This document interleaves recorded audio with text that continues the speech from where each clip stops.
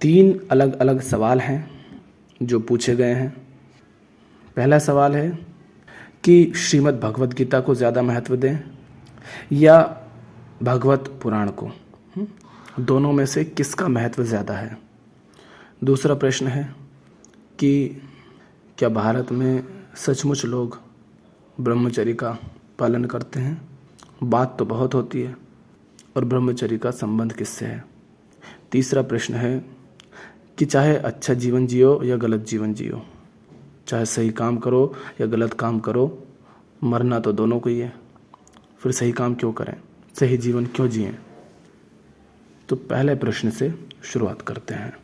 किसी ने पूछा है कि भगवत पुराण और भगवत गीता में से क्या है जो ज़्यादा विश्वसनीय है, किस पर ज़्यादा भरोसा किया जाए, किसको ज़्यादा महत्व दिया जाए। तो देखो, ऐसा है कि विश्वास करने की बात नहीं है, उन्हें पढ़ करके ये समझ आ जाएगा कि क्या है जिसका ज़्यादा महत्व है। तुम ही बताओ, तुम मुझसे कुछ बात कहो, मैं उस पर भरोसा करूं, मैं उसको महत्व दूं, या तुम्हारे बारे में कोई और आकर के मुझसे क्या कहता है उसको ज़्यादा महत्व दूं। तुम यही कहोगे ना कि मैं जो कह रहा हूं अपने बारे में, तुम उस पर ध्यान दो। कोई और मेरे बारे में क्या कह रहा है वो ज़रूरी नहीं कि सत्य हो। और तुम ही सोचो, क्या सचमुच तुम्हारे मन में जो चलता है और तुम जो भी निर्णय लेते हो, क्या दूसरों को पता है कि तुम्हारे मन में क्या चलता है और तुम जो भी निर्णय लेते हो वो क्यों लेते हो। क्या सचमुच पता है दूसरों को? नहीं पता। तो दूसरा व्यक्ति तुम्हारे बारे में क्या बताता है, इसमें सच्चाई बहुत कम होगी। अब आते हैं गीता और भागवत पुराण पर। तो ये जो जितने भी पुराण हैं, इनमें है कथा कहानियाँ, और कथाएं और कहानियाँ सत्य नहीं होती हैं। उनमें थोड़ा बहुत सत्य होता है, और वो भी छुपा हुआ, उसको डिकोड करना पड़ता है। और ये कथाएं और कहानियाँ कृष्ण ने नहीं कही हैं, कृष्ण के बारे में किसी और ने रची हैं। तो तुम्हें अगर कृष्ण को सचमुच जानना है कि कृष्ण क्या हैं, कृष्ण कौन है, तो तुम्हें सीधे सीधे कृष्ण को ही सुनना पड़ेगा। और कृष्ण ने अर्जुन से जो कहा वो कृष्ण के मुख से निकली हुई बात है, और पुराणों में जो बातें हैं वो उन्होंने नहीं कही है, उनके बारे में किसी और ने रची हैं। तो ज़्यादा महत्व उसको दिया जाएगा जो स्वयं कृष्ण ने कहा। तो अगर पुराण में और गीता में, भागवत पुराण में या भगवत गीता में या किसी भी अन्य पुराण में कोई बात कही गई हो, और उस बात को भगवत गीता में मना किया गया हो या उसको काट दिया गया हो या उससे अलग कुछ बात कही गई हो, तो भगवत गीता की बात स्वीकार्य होगी, ना कि पुराण में जो कहा गया वो। मेरी बात स्वीकारो मत, अपने आप से पूछो कि आपके बारे में आकर के कोई मुझसे चुगली करे और तो मैं उस पर विश्वास करूं, या फिर आकर के तुम मुझे बताओ कि भाई देखो उसने जो कहा ना वो गलत बात है, उसको गलत फहमी हो गई होगी, असली बात ये है, तो मैं आपकी बात पर विश्वास करूं। किसकी पर विश्वास करूं, किसकी बात को समझूं। जाहिर सी बात है मुझे सीधे आपसे बात करनी चाहिए कि हकीकत क्या है। लेकिन कथाओं में, पुराणों में, कहानियों में क्या है, उसमें वही है, कामना पूर्ति, लड्डू मलाई, दूध दही मक्खन, जादू चमत्कार, यही सब उसमें भरे पड़े हैं। तो हम तुरंत उसकी ओर आकर्षित हो जाते हैं, क्योंकि हम भी तो यही चाहते हैं ना कि कृष्ण को आसमान पर बिठा दें, उनसे जादू चमत्कार की उम्मीद करें ताकि हमें खुद कुछ मेहनत ना करनी पड़े, उनकी पूजा अर्चना कर लें ताकि हमारी मनोकामनाएं पूरी हो जाएं। इसलिए हमें कथाएं कहानियाँ भाती हैं, इसलिए हम पुराण की ओर दौड़ते हैं। अन्यथा उनका गीता के सामने रत्ती भर भी महत्व नहीं है। बहुत सारा कचरा भरा पड़ा है उसमें, बहुत कुछ ऐसा है जो व्यर्थ है। तो ज़्यादा महत्व श्रीमद् भगवद गीता का है, जो कि स्वयं कृष्ण से आई है। इसी तरह उपनिषद हैं, उनका महत्व है। पुराण बहुत बहुत पीछे हैं, बहुत नीचे आते हैं। किसी ने पूछा है कि भारत में हम जो ब्रह्मचर्य की बात करते हैं कि वीर रक्षा करो, स्त्री से दूर रहो, तो क्या सचमुच लोग इसका पालन भी करते होंगे। देखो, सबसे पहले तो ब्रह्मचर्य है क्या, वो अधिकांश लोगों को पता नहीं, वो समझते नहीं। ये व्यर्थ की बात है। ब्रह्मचर्य इसे नहीं कहते कि वीर्य रक्षा करो, स्त्री से दूर रहो। हाँ, उसका छोटा सा हिस्सा हो सकता है कि भैया ये सारे देह के, शरीर के मामले हैं, और शरीर माने प्रकृति, तो प्रकृति में बहुत ज़्यादा लिप्त मत हो जाओ। कहीं ऐसा ना हो कि यही चीज़ें तुम्हारे सर पर चढ़कर बैठें और तुम्हारी ज़िंदगी इसी में चली जाए, और जो जीवन का असली रस है, असली आनंद है, असली उपलब्धि है, तुम उससे वंचित रह जाओ। तो ब्रह्मचर्य का संबंध तो ब्रह्म से है, सत्य से है। उसके अतिरिक्त जो भी उसके नाम पर करते हैं वो सब बहुत महत्व का नहीं है। और रही बात कि भारत में क्या सचमुच लोग उसका पालन करते हैं, तो देखो, चाहे नारेबाजी कितनी ही करो, हकीकत क्या है, तथ्य क्या है, उससे पता चलता है कि तुम कितना पालन करते हो। अगर भारत में मान लो 140 करोड़ से ज़्यादा आबादी है, उसमें से 10-20 करोड़ लोग भी अगर सचमुच ब्रह्मचर्य का पालन करते हैं, तो भारत इतना आगे क्यों है जनसंख्या में? कहाँ से आई ये जनसंख्या? दुनिया में सबसे आगे भारत है। इतने बच्चे आसमान से उतरे क्या? हकीकत यह है कि भारत में जितना सेक्स किया जाता है उतना कहीं और नहीं किया जाता। जितना वीर्य उछाला जाता है भारत में, उतना कहीं और नहीं उछाला जाता। धनाधन बच्चे पैदा किए जा रहे हैं, लोगों के पास उसके अलावा कोई काम ही नहीं है जैसे। तो कौन करता है यहाँ? कोई नहीं करता। हाँ, कुछ हो सकते हैं, बहुत कम, जो इन सब बातों को बहुत ज़्यादा महत्व देते नहीं होंगे, पर अधिकांश लोग नहीं करते। ऊपर ऊपर भले ही दिखाते रहें, पर गहराई में कुछ नहीं है। जो देश कहता है कि हम ब्रह्मचारी हैं, जो इस देश को बड़ी लाज आती है कोई स्त्री कम कपड़े पहन ले, तो उसी देश में सबसे ज़्यादा उसके वस्त्र उतारे जाते हैं। उसी देश में उसे बच्चा पैदा करने की मशीन बना दिया जाता है। उसी देश में उसे भोग का साधन बना लिया जाता है। क्या खाक ये ब्रह्मचर्य का पालन करते होंगे? वो वाला ब्रह्मचर्य जिसको ये मानते हैं कि हाँ, ये ब्रह्मचर्य होता है, वीर्य रक्षा और स्त्री से दूर रहना। तो पहली बात तो ब्रह्मचर्य का अर्थ, संबंध वीर्य रक्षा या स्त्री से नहीं होता है, सत्य से होता है। सत्य में जीना ब्रह्मचर्य है। ब्रह्म में चर्या करना ब्रह्मचर्य है। किसी ने कहा है कि अच्छे काम करने वाला भी मर जाता है और बुरे काम करने वाला भी मर जाता है, तो हम अच्छे काम क्यों करें? कोई चोर हो, लुटेरा हो, हत्यारा हो, बलात्कारी हो, कोई भी हो, जिसने बड़े बड़े गुनाह किए हैं, मरता वो भी है।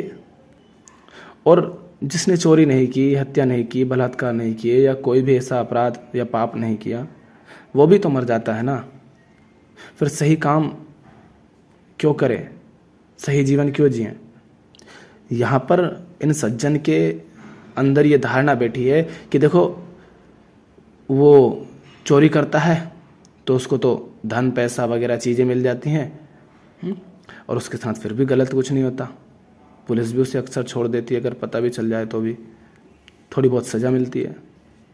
माने वो चोरी कर कर के बिना मेहनत किए खूब कमा लेता है और मौज करता है।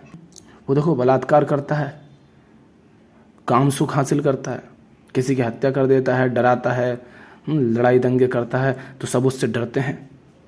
तो इन सज्जन के मन में शायद ऐसी भावना हो कि देखो, गलत करके तो लोग बिल्कुल सूरमा की तरह जीते हैं, और जो भोले भाले लोग होते हैं वो बिल्कुल समाज में दबे कुचले होते हैं। अरे भाई साहब, ये जो भोले भाले लोग दिखते हैं ना, ये वो लोग हैं कि जो खुद तुम्हारी तरह ये सब हरकतें करना चाहते हैं, ये सब मूर्खता करना चाहते हैं, पर इतना साहस नहीं उनमें, इसलिए नहीं कर रहे हैं।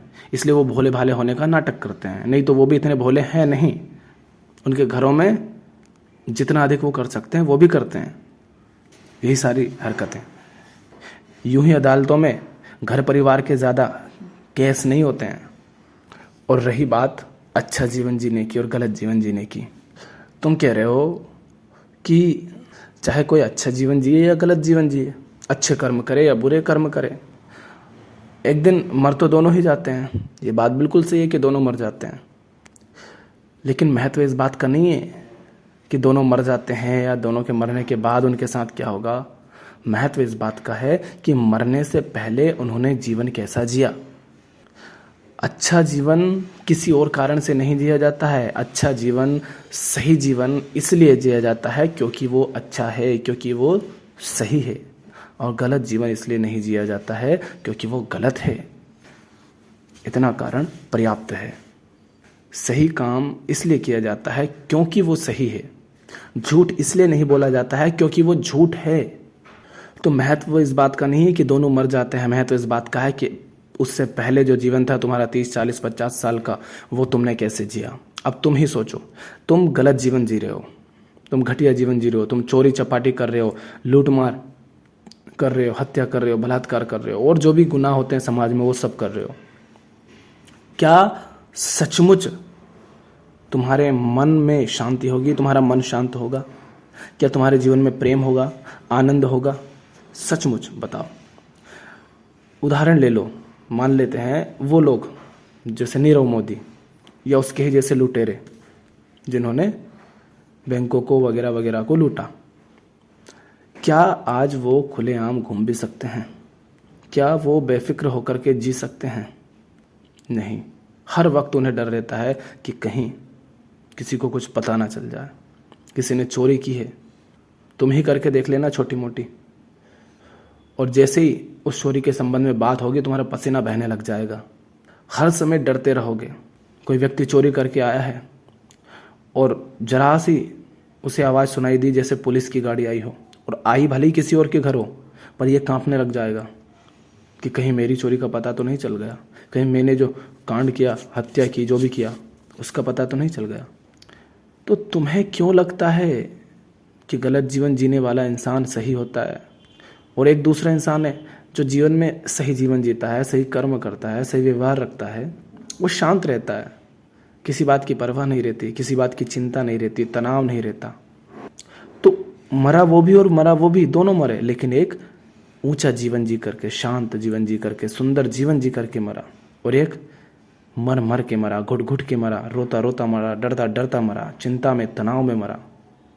टैक्स चोरी कर लो, हर समय इस बात की चिंता रहेगी कि कहीं कोई दिक्कत ना आ जाए। तो सही जीवन का महत्व इसलिए है क्योंकि वो सही है। पर हमारी समस्या क्या है पता है? हमारी समस्या ये है कि हम स्थूल चीज़ों को ज़्यादा महत्व देते हैं। हम शरीर को, शरीर के तल पर जो कुछ होता है उसको ज़्यादा महत्व देते हैं, मन के तल पर जो होता है उसको नहीं देते। हाँ, चोर को अगर शारीरिक सजा नहीं मिली तो हम कहेंगे उसको कोई दंड नहीं मिला, पर भैया वो तड़प रहा है अंदर से, उसको भी तो देखो।